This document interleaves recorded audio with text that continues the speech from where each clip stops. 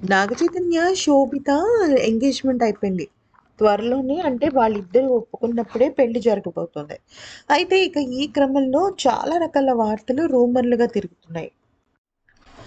అయితే సమంత విషయంలో కానీ, శోభిత విషయంలో కానీ, నాగచైతన్యంల విషయంలో కానీ ఇలా రకరకాలుగా.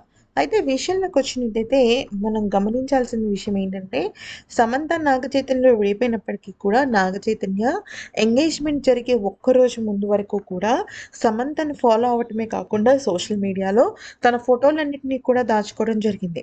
అంతేకాకుండా ఎంగేజ్‌మెంట్ జరిగిన తర్వాత కూడా సమంత లైక్ చేసిన ఫోటోలను అలాగే సమంతతో పాటు దిగిన కొన్ని మెమరబుల్ ఫోటోస్‌ను తనింకా తన సోషల్ మీడియాలో దాచుకున్నాడు.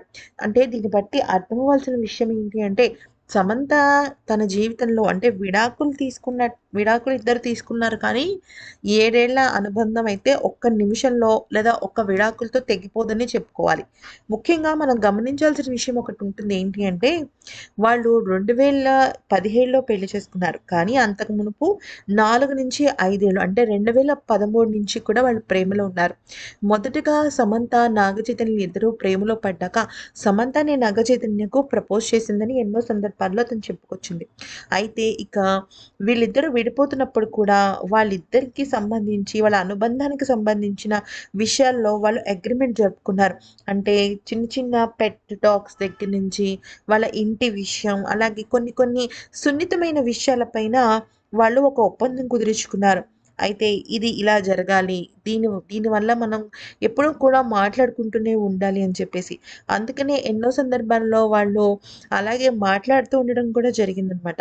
అయితే ఇక మొట్టమొదటిసారి సమంత తను పెంచుకుంటున్న పెట్ డాగ్ హషకినేని విషయంలో శోభిత, నాగచైతన్యల ఎంగేజ్‌మెంట్ అయిన తర్వాత కంటతడి పెట్టుకున్నారట.